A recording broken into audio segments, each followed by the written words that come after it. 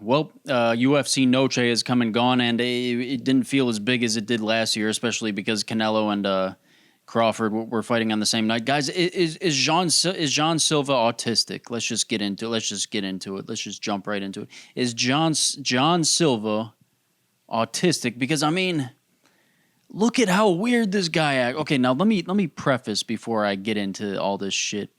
I like John Silva. John Silva. I like him a lot. I like his style in the octagon. Of course, I like his style out of the octagon. He likes to sun people. He likes to make himself seem like the alpha in every situation he's in. But that begs the question, especially with how he dealt with the loss at UFC Noche against Diego Lopez. Is this man autistic? He acts weird as shit. And I mean, we've seen him act weird, before UFC Noche. In his other fights, we've seen him cry when Bruce Buffer is announcing his name. We've seen him cry at weigh-ins in other situations leading up to fights during fight week. But now that we saw him lose against Diego Lopez in the UFC, we saw him lose in the UFC finally. I'm going to say it's safe to say this man is autistic. Lost pretty decisively. It was a good stoppage from the ref. He got hit with a spinning elbow, and he protested it like a bitch.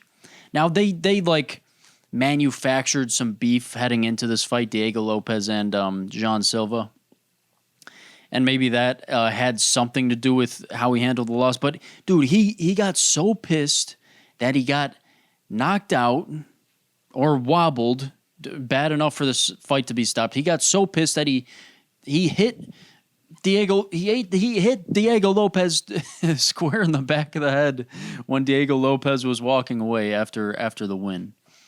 Dude, he hit him square in the back of the head, and he was, of course, protesting to the ref, and he was just pissed all the way up until he left the octagon. I think he was still pissed after that. I think he finally cooled down, but have we seen someone handle a loss worse than that? It's tough to say. There was a Gray Maynard loss back in the day where Gray Maynard was protesting the loss like crazy, and that was actually even worse of a loss than John Silva's loss. We've seen that. We've seen him handle a loss poorly, but I don't think we've seen one worse than John Silva. Really, if we're going to break down autism, autism is a lack of social awareness. It is a disconnection from social norms and reality. And I think we see that in a lot of shit that John Silva does. The loss, the way he handles things going into a fight during fight week. He cried looking at his poster, first main event in the UFC. He cried, of course, again, leading into this fight. He cries at everything. He thinks he's the main character. Like I said earlier, he likes to sun people. He's sunning people. He pushed Mick Maynard back, a UFC brass member. He pushed Mick Maynard back after he weighed in. Just get your shit. Like, it's not cool to do that. What was cool about that? I mean, I guess it was like, okay, I mean, this guy kind of has aura, I saw him taking his time stepping on the scale. He has aura because all the fucking knockouts he has and finishes he has in the UFC. I was like, okay, this man's taking his time and he's a fucking alpha. But dude, it didn't make me see him as being any cooler. He's on his own planet. He's on planet Silva over there. He thinks everything is revolving around him. Autistic as shit. And of course, this UFC Noche fight, he got right in Bruce Buffer's face when Bruce Buffer was announcing him. And I mean, that's kind of cool and intense, but, of course, it's kind of weird. And even in this UFC Noche fight, he looked damn good, but he just couldn't handle the heartbreak of the loss, especially after all the other fighting nerds lost before him. his autistic ass just couldn't handle it. He did not want to accept that he has an L in the UFC now. Dude, this autistic friend that I used to have, we ran a track and cross country together, and there was this kid that was neck and neck with him, usually in every race, and you know he would usually get the best of this kid. The autistic kid would get the best of the other kid, but sometimes the other kid would beat this autistic kid, and he would throw a damn fit.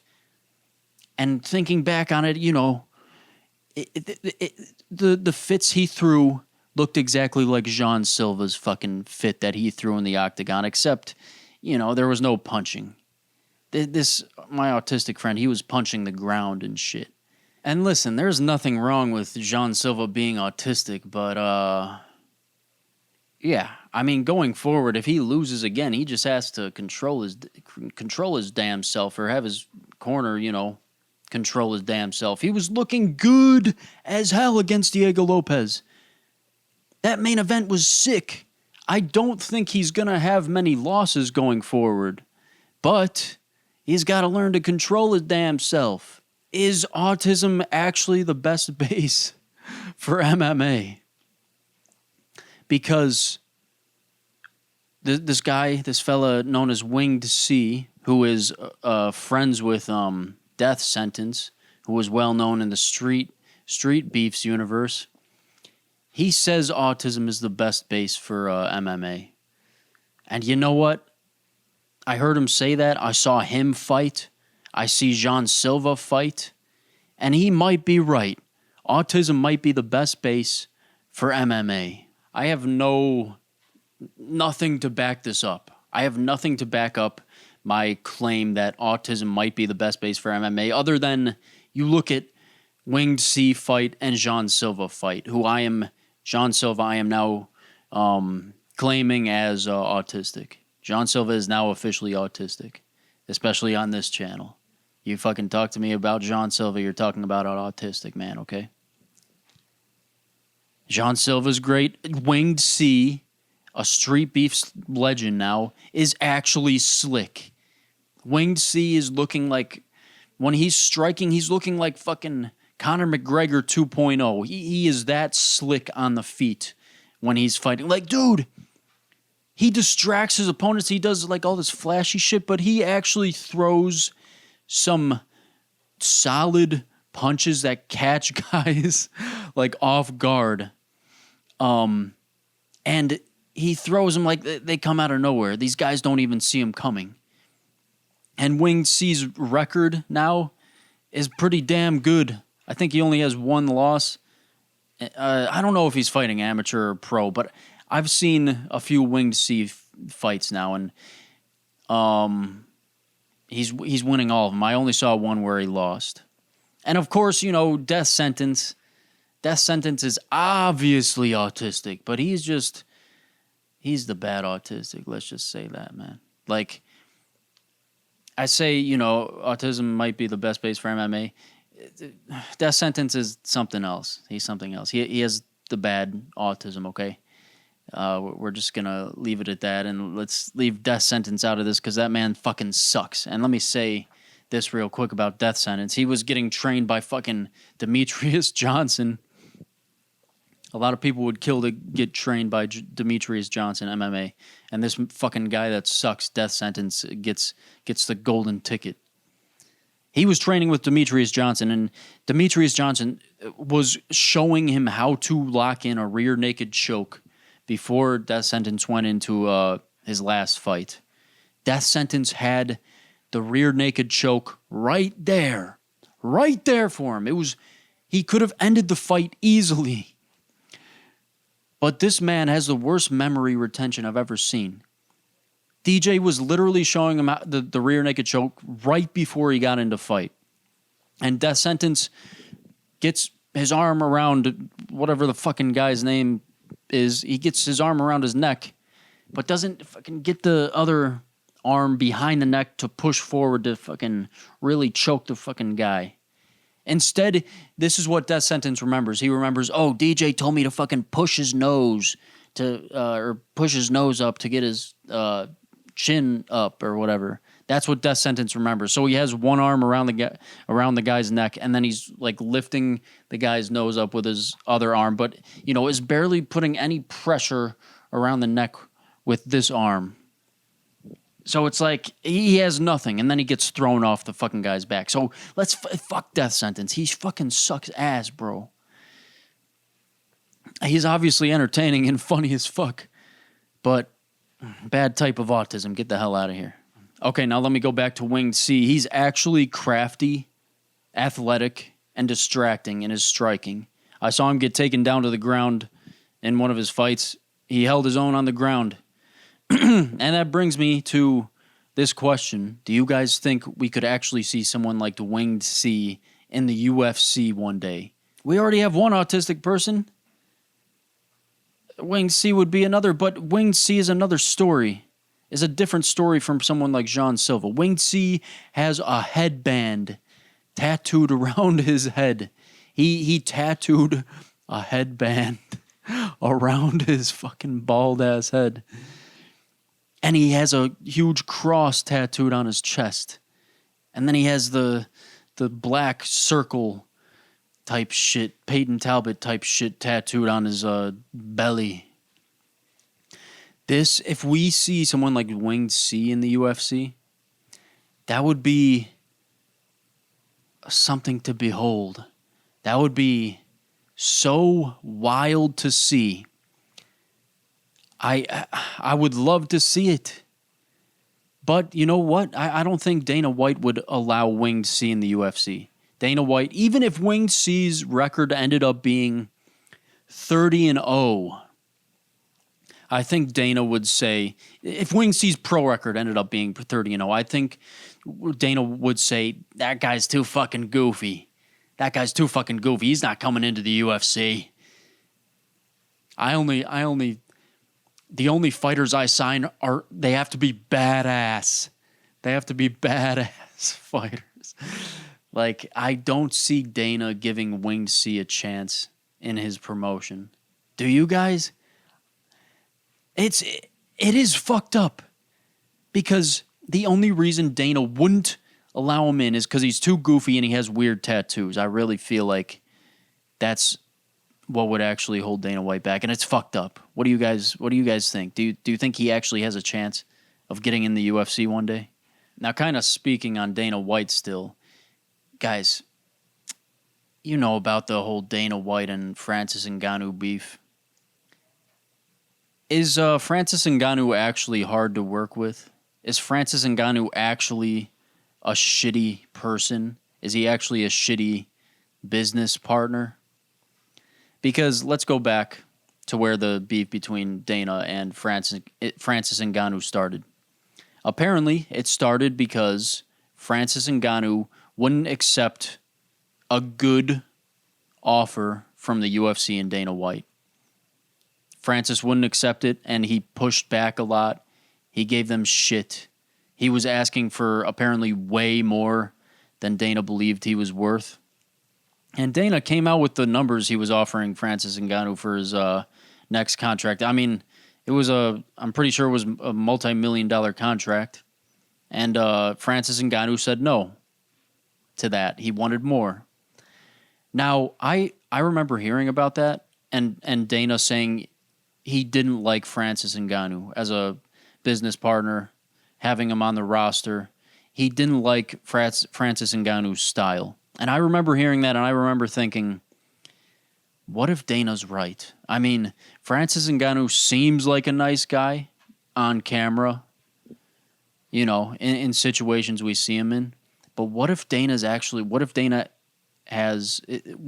right in this situation?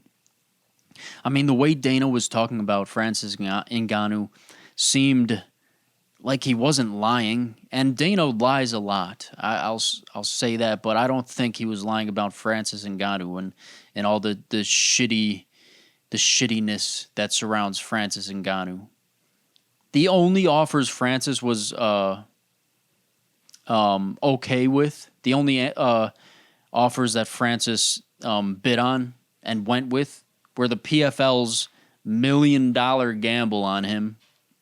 The PFL signing him and offering him millions of dollars, and his opponents apparently millions of dollars when they fight him. He's only fought once for the PFL, by the way. Francis was only good with that deal and the fucking multi-million-dollar deal that he got from Turki Al-Sheikh to fight Tyson Fury. And that fight ended up being a crazy fucking fight for Francis, knocking Tyson Fury down. He should have got the win. That was fucked up. But anyway, yeah, those were the only deals he was okay with, the only offers he was okay with. And now we get to today. Now the PFL president, Don Davis, who I like, Don Davis is pissed at Francis Ngannou now. Francis Ngannou wanted to work with the PFL to start up PFL Africa, hold fights in Africa, have more African fighters come into the MMA space, have more African fighters fight on the PFL cards. Francis Ngannou wanted to work with the PFL on this. They held their first two events in Africa, and apparently Francis Ngannou didn't show up to either.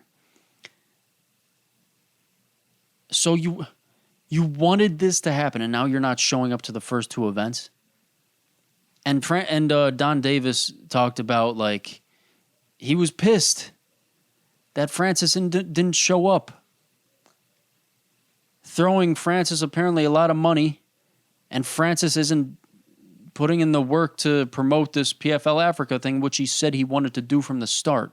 And you hear Don Davis, is getting pissed at Francis. It makes you think, is he also pissed at other shit Francis is doing? Is Francis asking Don Davis for more money than he's worth? I don't think, especially now, after the world has kind of forgotten about Francis. I mean, that's how it feels to me. I don't think Francis is worth a lot. I don't think a lot of fans would like to see just Francis come back in and fight John Jones. I don't think. Remember, John Jones versus Francis Ngannou used to be a huge fight. I don't think people would care that much anymore. Like, think about John Jones. Think about how big John Jones versus Tom Aspinall is right now. If it ever happens, think about how big that is. And just think about if the UFC somehow announced, guys, we're throwing John Jones versus Francis Ngannou together in a cage. Just think about, like, how disappointed you would be to hear that. I at least I would be disappointed. Like, John Jones versus Francis Ngannou, it's happening. Francis is 50 years old now. John Jones is 40 fucking years old now. They're both past their primes. Francis is, like, inactive as hell. Like, who gives a shit about that fight anymore? And that might be Francis's biggest fight that can be made, and I don't give a fuck about it. He's talking about wanting to fight the Bronx Bomber, Wilder. I mean, I guess I would watch the highlights of that. I wouldn't buy the pay-per-view for that. Francis isn't worth shit anymore. And I don't want to, say for sure Francis is a shitty guy, shitty business partner or anything like that, but it seems like there might be some validity to what Dana White was saying, especially with how his relationship with the PFL is going now, Francis and the PFL. All right, anyway, let's just read some random comments from past videos here. If you want me to read a comment of yours, comment on this damn video, and I'll read it in the next one. How about that? You like that? All right, first comment. This is a response to me saying John Jones had a screw loose in his head, and he's a lot more relentless than other fighters in the cage, and I truly believe that. He will elbow a man's skull into the damn ground if the ref didn't pull him off, when a lot of fighters, would maybe stop earlier. John Jones would keep going. So this person says, Fo Z3782, I think that's how you pronounce it, whatever. If you're a fighter, you're not meant to be nice. Nurses should be kind. Fighters are put against each other to destroy each other. Yeah, they are. But a lot of fighters still show mercy in moments where they feel like their opponent is actually fucked. And a lot of fighters don't throw those oblique kicks that John Jones does because they don't want to fucking ruin their opponent's career. But John Jones doesn't give a fuck. John Jones will do whatever it takes to get the win. John Jones is a different animal. Yes, all fighters are supposed to destroy each other, but John Jones takes that idea and brings it to the next level. He's a fucking savage. All right, we'll just read one more because this one's kind of long, and I thought it was kind of funny. And I guess my response might be kind of long to it. So this is in response to me saying that Bellato, after getting hit with a illegal shot against Paul Craig, he faked like being knocked out and wanted to get the easy DQ win against Paul Craig. And I thought that was the most disgraceful shit in all of sports. And this guy says, I don't want to say the name, it's too fucking long. Maybe if the UFC and other promotions paid fighters a bigger percentage of the revenue they generate, then they would be more likely to risk the permanent damage to their physicality by going above and beyond like you're suggesting. But they don't. Maybe the opponent should have followed the rules, but he didn't. Maybe the refs should be more consistent in their decisions for identical scenarios in the sport, but they aren't. As a side note, I'm sure that Bellato doesn't care even a little bit that he lost your respect. LMAO. Bad take in my advice. Also, nobody cares about your boring, inconsequential story about running track. All right, well, the last part there, I told a little story about how this guy I ran track against cheated, like Bellato cheated. And, yeah, that's what he's talking about at the end there. And I'm sure Bellato is pissed that he lost my respect. Let's get that out of the way, too. Bellato was fucking pissed that he's on my shit list now. Okay? So this guy's saying, like, he disagrees with me completely. He thinks if Bellato and all the other UFC fighters got paid more, what they deserve, you know, what a lot of people think they might deserve, then maybe Bellato would be okay with taking that illegal shot and continuing with the fight. He wasn't rocked at all. Let's get that clear. Let's make that clear. Get that out of the way. He wasn't rocked at all from the illegal shot. He chose to try to get the DQ win against Paul Craig. Get a win, an easy win on his record. This is a matter of loving the sport that you're involved in. It's not a matter of do I get paid enough to continue after this guy hit me with an illegal shot, even though it didn't affect me at all. It's not a matter of that. It's a matter of how much heart do you have to give to this sport? How much heart do you have to want to get a win that you earned? That's what this is about to me. And to a lot of other people that are involved in a sport and a lot of other fighters, Bellato obviously doesn't have any heart. Okay, now, yes, he got hit with an illegal shot. He should get time to recover. He chose not to take that time to recover, and he chose to just pretend like he was out and hopefully get a DQ win, which he didn't, which is good. Bellato has no heart. He trained hard for this fight. It's fight night. And just because his opponent made a mistake, he wanted the fight to end there and get an easy win. No heart. He's never going to be champion. Bellato will never be champion because it's obvious to me and to a lot of other people he has no fucking heart. This man's going to retire from the UFC and be forgotten. Nobody's going to give a fuck about this guy. I hate that he did that shit. I don't know about other people, but I hate that he did that shit. Obviously, this guy that's commenting is on Bellato's side. This guy would pull a Bellato in any sport that he will compete in or has competed in. If this kid commenting played basketball in the past, that's a bad example. If this kid was a boxer or an MMA fighter and he got hit with an illegal shot, he would do the exact same thing as Bellato did. And I can say with confidence that I wouldn't. I used to play a sport, and I always wanted to earn my wins and my accomplishments. I didn't want to take any shortcuts. I didn't want to take any easy wins. I can say with confidence that I would not do my opponent like that if they just made a mistake and hit me. I would say with confidence I would take the full 5 minutes that I get to recover after taking an illegal shot. I would say with confidence I would continue the fight and try to win and try to earn my win and not put on some shitty acting performance. I hope all that was clear. I don't know. I felt like I was all over the place with talking about that, but yeah. That's a follow-up to my bullshit about Bellato. And thanks for watching, guys. Make sure you subscribe if you listened this far.